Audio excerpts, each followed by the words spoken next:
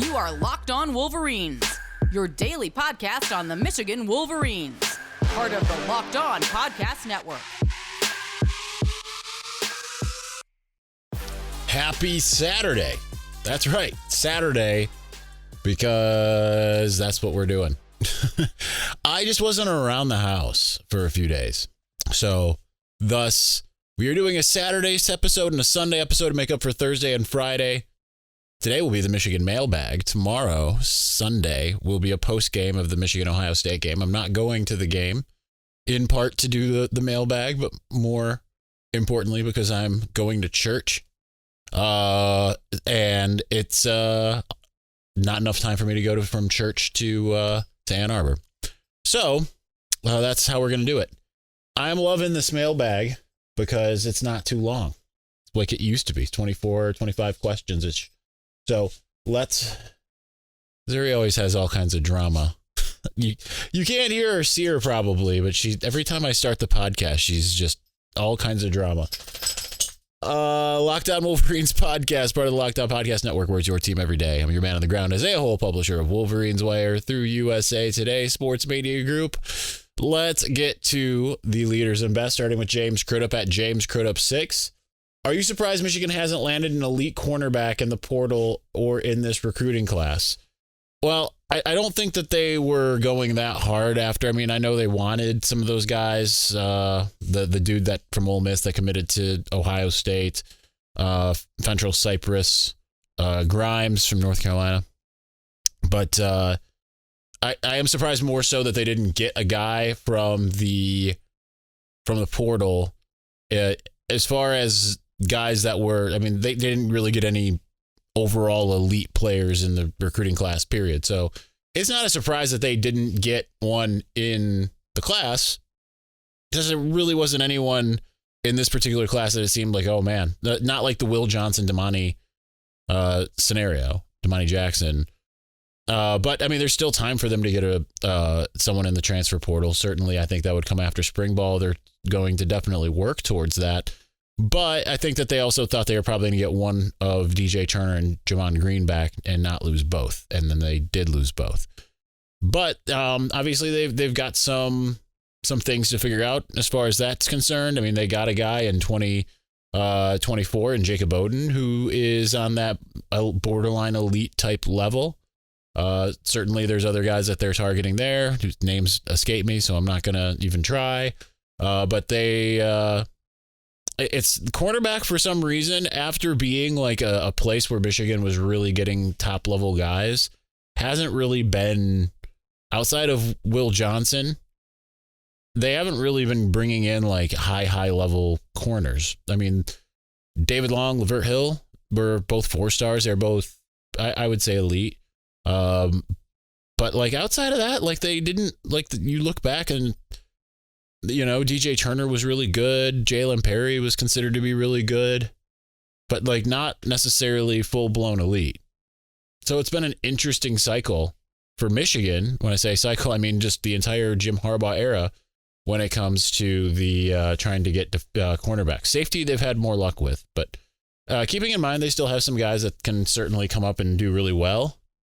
You know, still looking at the haul from last year, 2022.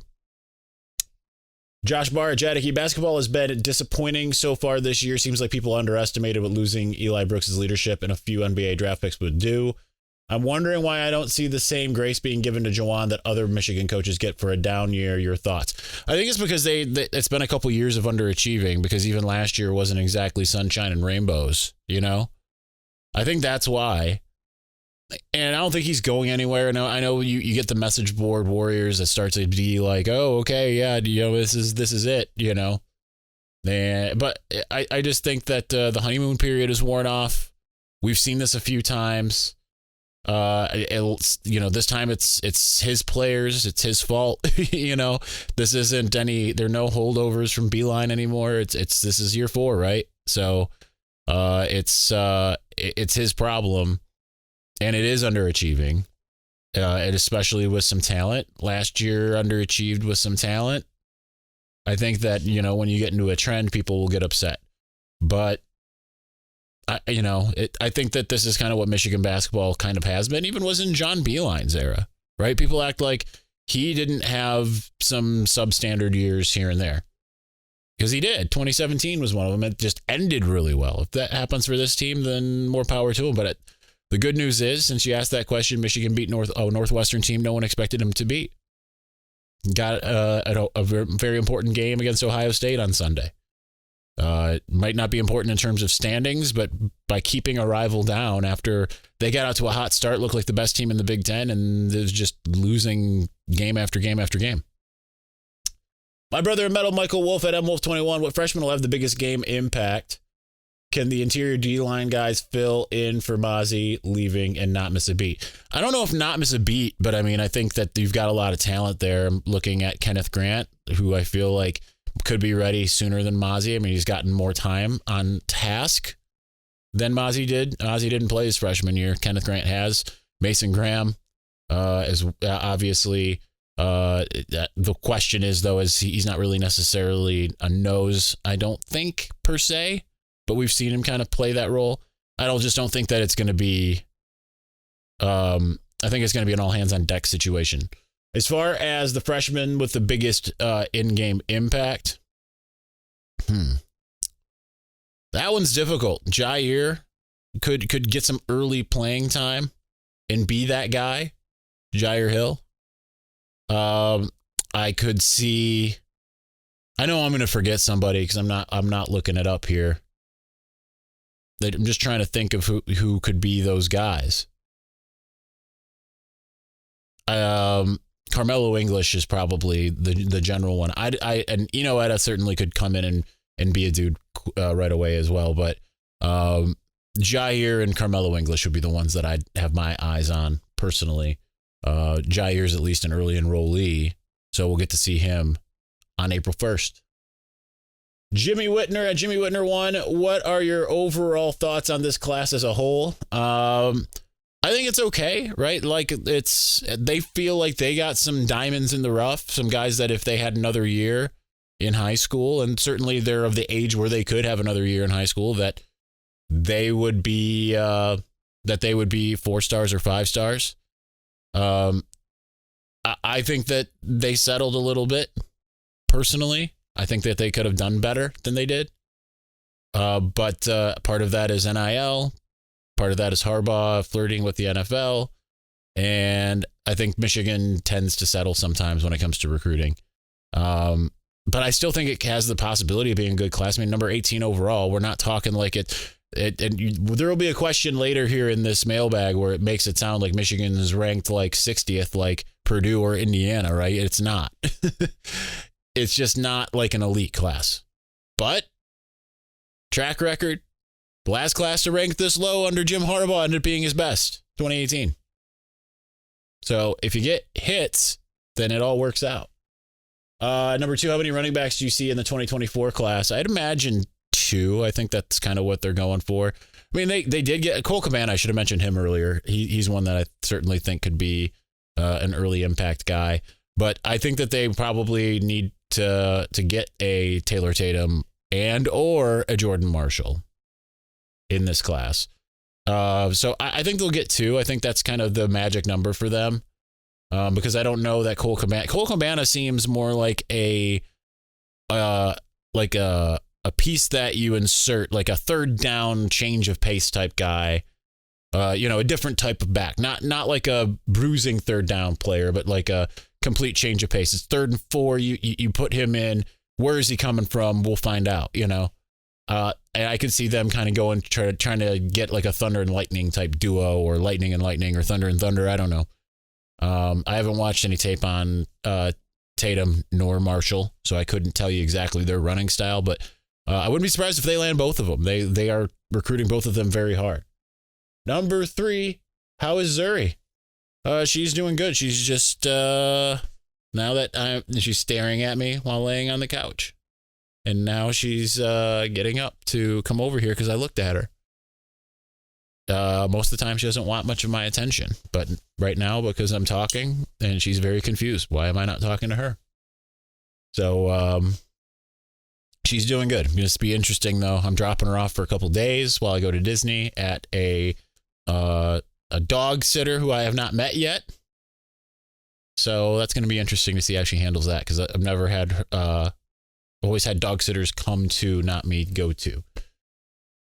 KRTF Farmer K84, what's the significance of the NIL deal with Learfield? To my knowledge, to my understanding, which could be errant, it's that it allows players to use Michigan logos and such, the winged helmet and things like that on their NIL merchandise, which is pretty big, right? Because now it will look official. That's the big difference. So to my knowledge, that's the big deal.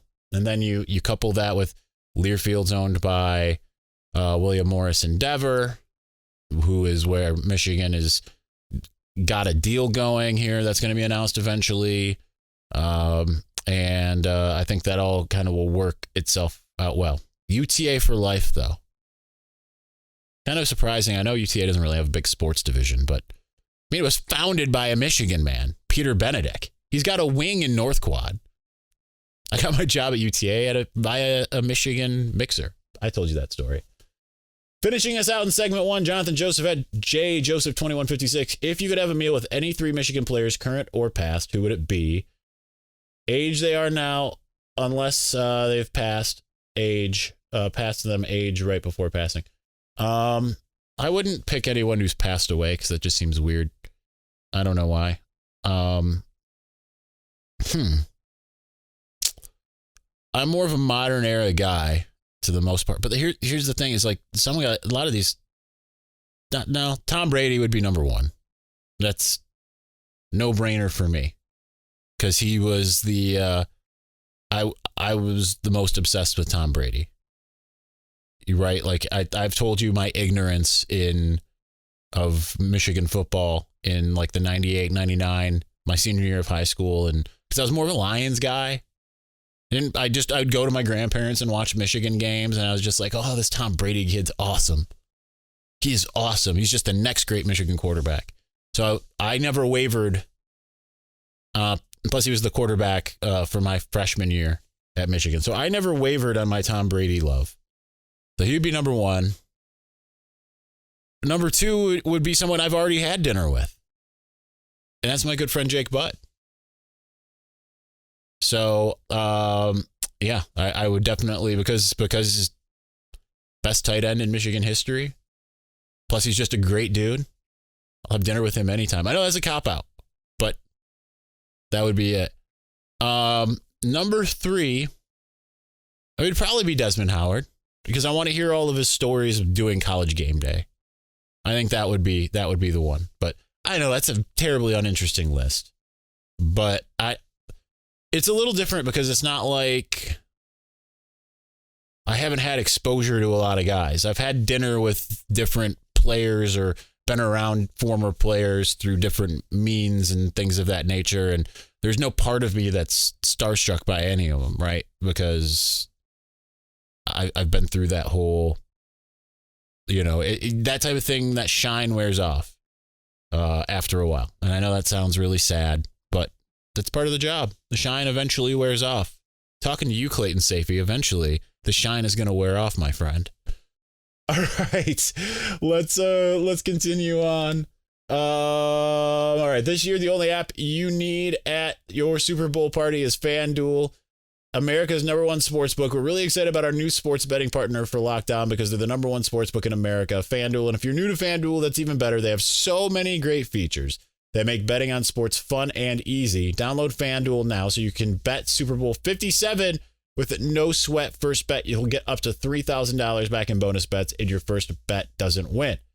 FanDuel lets you bet on anything and everything, from the money line to point spreads to who will score a touchdown. The FanDuel Sportsbook app is safe, secure, and super easy to use. Best of all, you can get paid your winnings instantly. So join FanDuel today at FanDuel.com/lockedon to claim your no sweat first bet on Super Bowl 57. That's FanDuel.com/lockedon. Make every moment more with FanDuel, official sportsbook partner of the NFL.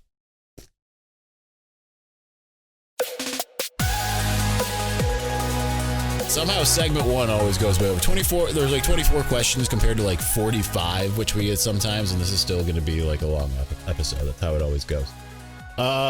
So yeah, just FYI, midweek next week, Tuesday, Wednesday, Thursday, there will be episodes. They will be out much earlier than they normally are. Probably around like 9, 10, 11, noon, whenever I decide. They're all going to be pre-recorded much earlier. They're all going to be done on Sunday and Monday, probably Monday.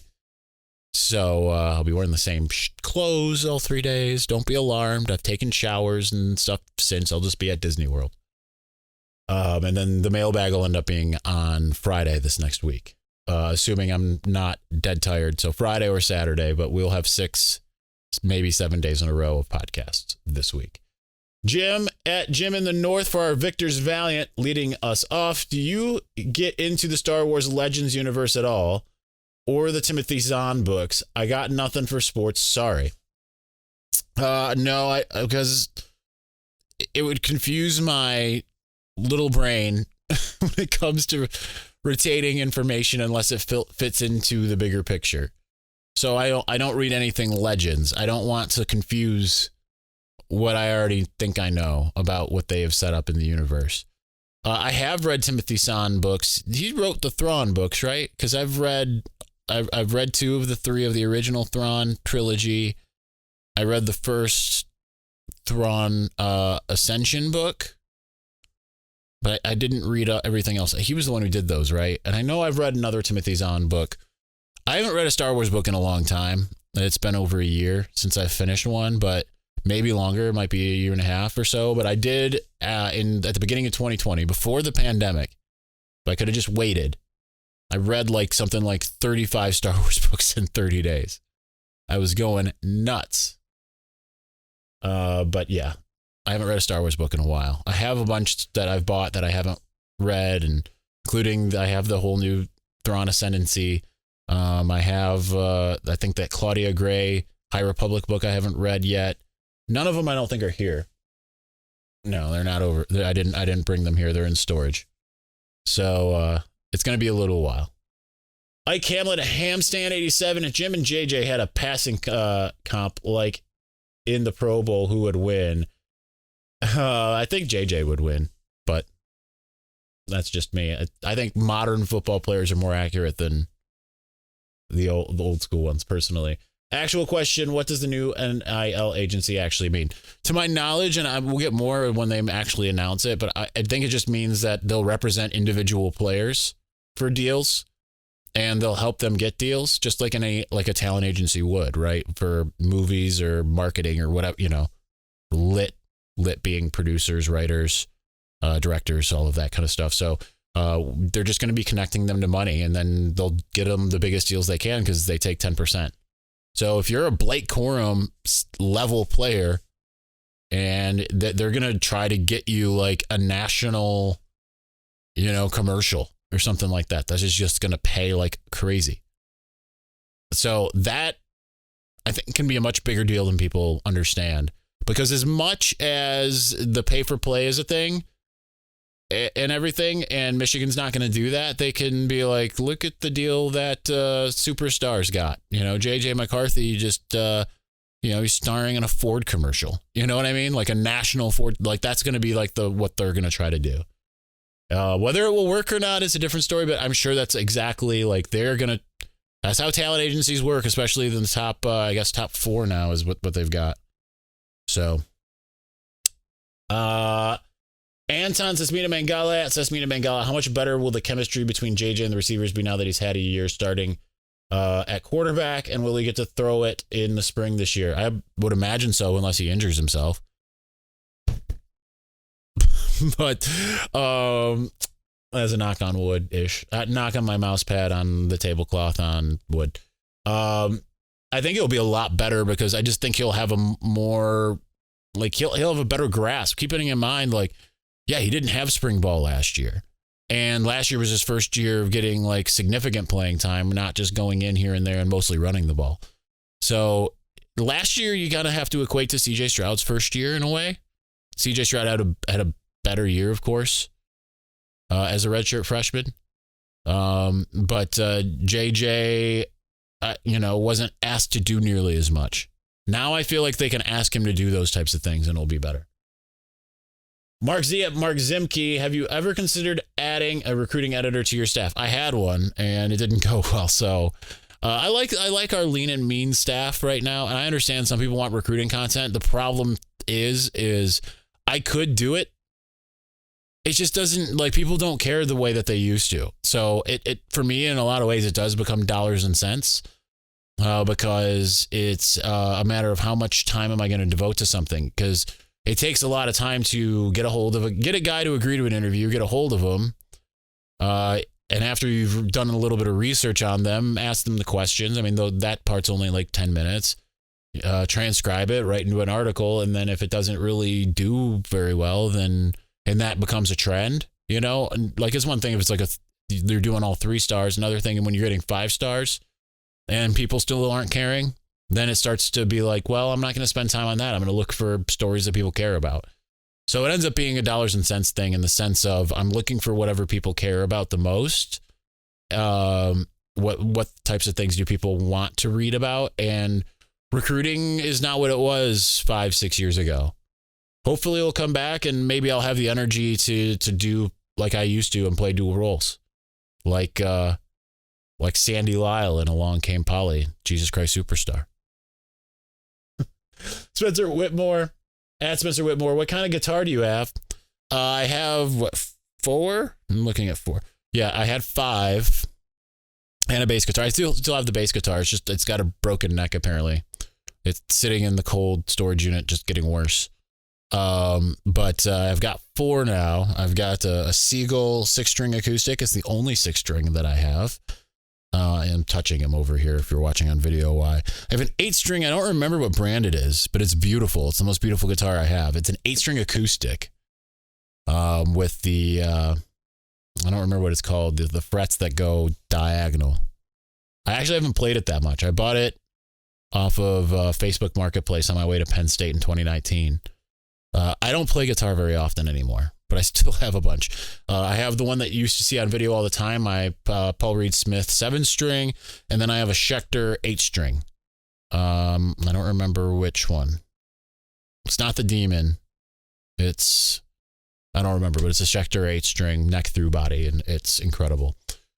All right. Perry Mitchell at Perry Mitchell 08. Is Harbaugh's NFL dalliance really the reason for poor recruiting rankings, or is the style of play just not flashy enough for many 5-star players? I mean, they rank behind Penn freaking State in the 23 class. I mean, Penn State's not been bad at recruiting this whole time. They've usually been just behind Michigan. And then the one year they were ahead of Michigan. So this is the second time in the Jim Harbaugh era that, or third time, I guess, technically, if you include 2015, that Penn State's out recruited Michigan. But I don't think it's the style of play. I mean, Georgia's got a similar style of play. I think it's NIL, and I think a lot of kids also remember 2020, and it doesn't have that panache. The Big Ten in overall is behind all the other conferences. Ohio State is the only one that got any 5 stars this cycle, by the way, and they got 1. It's Ohio State tends to get, like, I went back, 2016 was the last time they only got 1. It was Nick Bosa.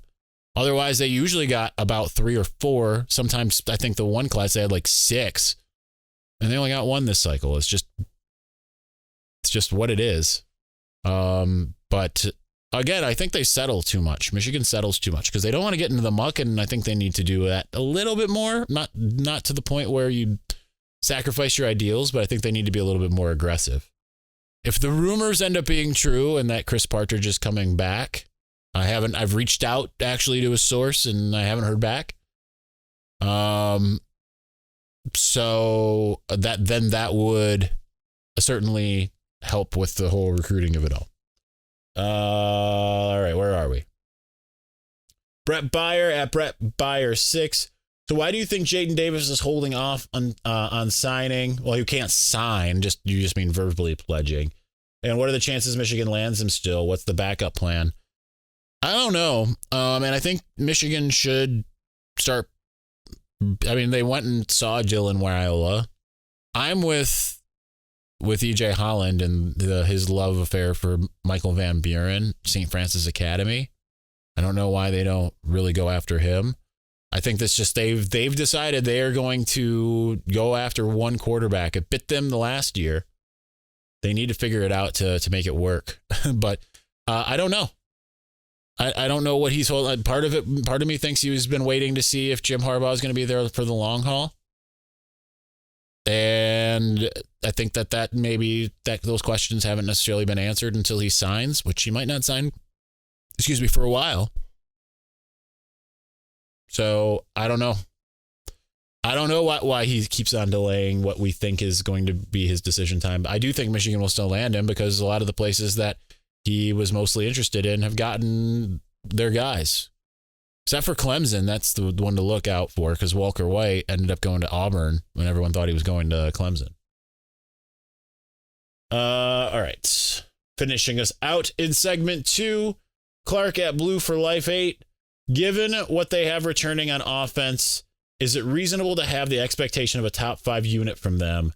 I know with their play style, they won't be putting up 40 or 50 points a game probably, but I still think they can be an elite in overall production. I don't think they'll be top 5. No, because the style of play. I think you nailed that. Hopefully I have the screen up that I want, but I probably don't. Because I'm probably going to end up making myself feel stupid here because I'm going to end up pulling up something that's going to negate what I'm going to say. Total offense wise, well, Georgia's number 5 in total offense. So maybe they can take that step like Georgia did because that's what I was going to point to. Because Georgia was like 25th last year or 2 years ago, and Michigan was 24th.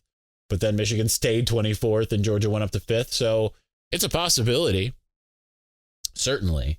As far as points per game, if you're looking at scoring offense, then yeah, they can be top 5 because they were number 6 last year. They put up 40.4 points a game. Only behind Georgia, 41.1 in Alabama. USC was 41.4. Ohio State, 44.2, and Tennessee led the country. So if you're looking at points per game, then yeah, they'll be top 5 probably. Because that's what they were this last year. They were top 6.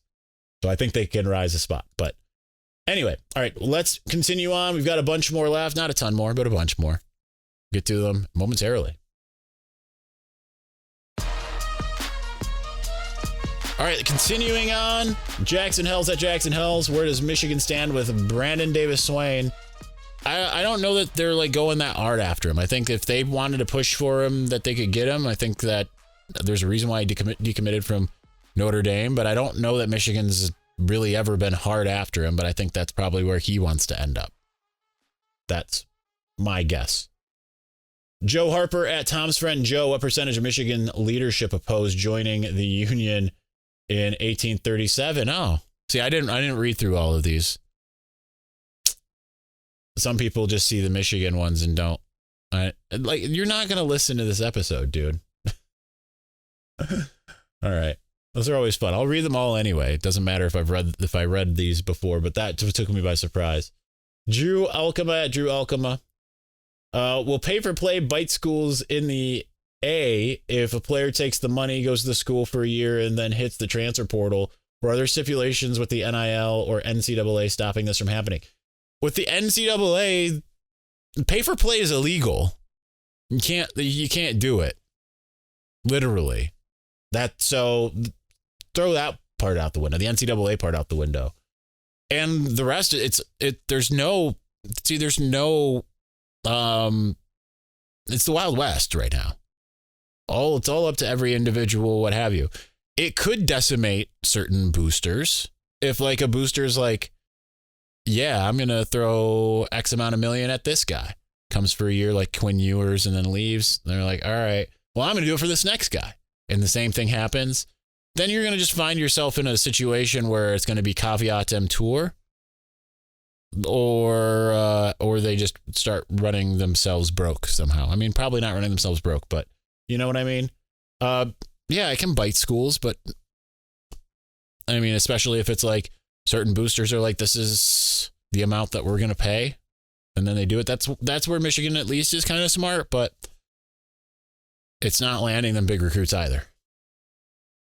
Trent Weller at Wolverback have transfer guidelines lightened up at Michigan.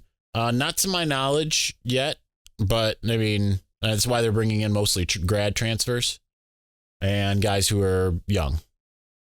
With NIL, seems like a transfer portal better way to recruit for baseball, basketball, and football. Certainly. Enchanted Pants at Enchanted Pants. Michigan's 2023 recruiting class is pretty widely regarded as a disappointment. Who should be held accountable for that and how? It's not necessarily a disappointment for them inside the building. I mean, if they like the recruits they have, and they seem to, I mean, it's a disappointment for fans and media, but doesn't mean that's what it is for Jim Harbaugh. Jim Harbaugh likes his class, and that's it. And keeping in mind, Jim Harbaugh is long looked for football guys, for fits. It's the reason why guys who didn't end up in Ann Arbor, the reason why they offer guys like Chase Lassiter or Kurt Taylor. I mean, even David Reese, who ended up being a really good linebacker for Florida, who they wanted at fullback, was kind of like a flyer in a way. It's up to that guy, Jim Harbaugh. And if he's happy with the class, guess what? Doesn't matter what you think. Mark Valentine at Mark Valentine 9. Are you hearing anything about Michigan building its recruiting department? Well, Jonathan Hurd Bond, who was an assistant recruiting guy, is out. So I don't know where they're going to go from here as far as that's concerned. Maybe that's something to do with the Partridge rumors. Maybe not. I'm sure that I feel like they need some changes. I feel like every time they get things in a good position, they screw it up somehow. See Courtney Morgan being around for 1 year. They could have kept Courtney Morgan if it wasn't for some stuff that was, I'm not even going to say it. I know a lot about that situation. A lot. The Ginger General at Ryan Eugene 18. Can we recover from this disastrous recruiting class? Again, it's not disastrous. That's just hyperbolic, man. Hyperbole. Disappointing? Sure. Disastrous? Disastrous is ranking in the 40s or 50s. I mean, or disastrous, maybe I'll give you the 30s. But 20s and above? Not great. Not for what Michigan's trying to be. But disastrous? No, it's not disastrous. Again, remember 2018 ranked lower than this one. And that's the class that brought you your first college football playoff and Big Ten championship since 2004. Finishing us out, the Victors at the Victors Go Blue. Crop for next season, and can we throw deep next season? Thank you. I don't know what that means, crop for next season. I'm an old millennial. And I'm sure that they can throw deep next season. They started doing it late in this season. And JJ's got an arm. So, yeah. All right, that's going to do it for us today. We will be back on Sunday after the Ohio State game. So look out about an hour after the game on audio. However long it takes to upload on video afterwards. I don't know how long it takes because I set it and forget it. Then we will have episodes. Monday will be our last kind of live day, and then we'll go pre-recorded from Monday for most of the rest of the week. So if there's big breaking news, guess what? It gonna wait. So, all right. Thanks for watching. Thank you for listening. We will talk to you again soon. Peace.